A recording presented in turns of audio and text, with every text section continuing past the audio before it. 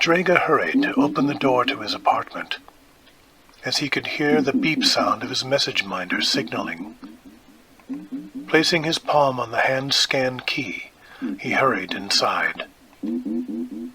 Having just spent the afternoon putting up flyers to advertise his engraving talents, he was hoping for a much-needed commission soon. Hitting the replay button, a somberly cool female voice poured into the room. "Mr. Drayga, your services would be most usefully employed if you would but come this evening to the Palazzo al Riga in the city sector of Dirin. An appointment has been made for 8 p.m. I hope to see you then." Dirin, one of the most wealthy city sectors in the town of Varicus. Most of my work sells to the local smaller gallerias of the nearby sectors, Drayga thought. A Dirin commission is nothing to sniff at. I'd better get ready. It's already 7 p.m. now.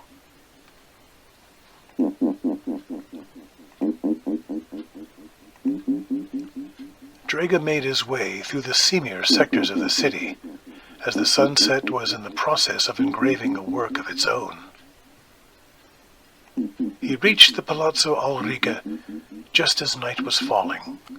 It stood at the end of the street, like a beggared monarch, sad and still.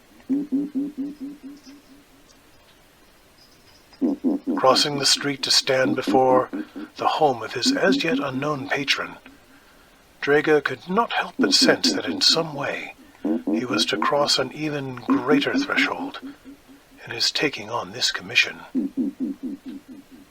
Drayga raised his hand to place it upon the door's summoner and waited.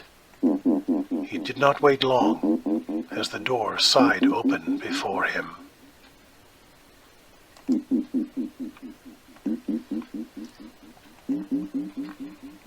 As the door opened before him, Drayga was faced with a stately lady, her features etched with the calm of a cool mountain lake. "Ah, Mr. Drayga, so nice of you to have come.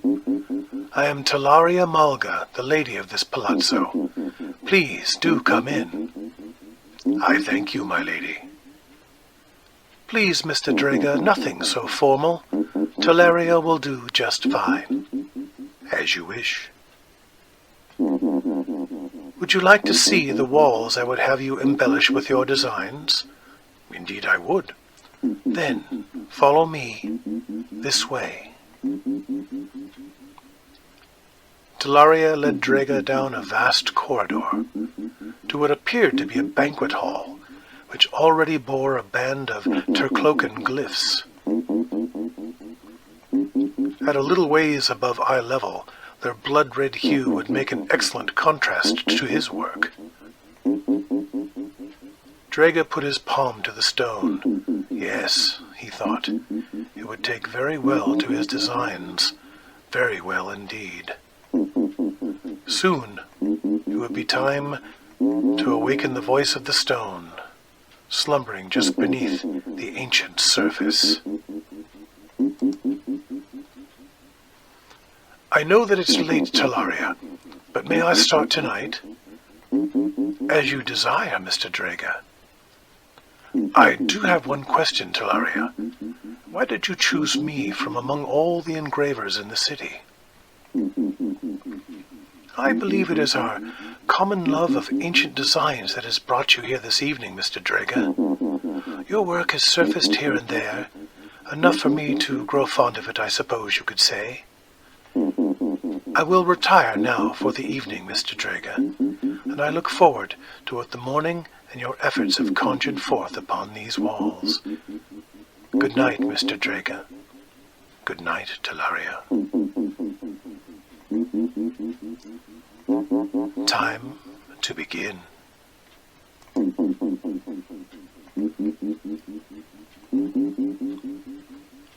As the dawn's light washed over the banquet hall, Talaria entered to find it utterly transformed by Drayga's artistic ministrations.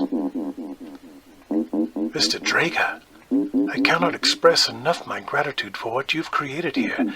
This stone now truly sings.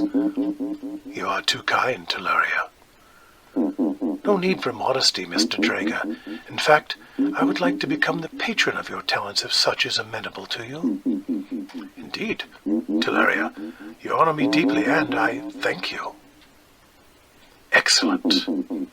I will have a studio set up for you here at the Palazzo then, and I look forward to aiding my favorite engraver in creating his new works. But Mr. Drayga, I've been wondering just where do these fantastic artistic motifs of yours come from? Oh, my grandfather was an explorer on a deep space survey vessel, and I inherited this ancient tome from among the artifacts he brought back from a long-dead world. It has even been said that this planet, once teeming with life, may have been the cradle of our own race's origin millions of years ago. What was its name, Mr. Drayga? I believe my great-grandfather used to call it Earth.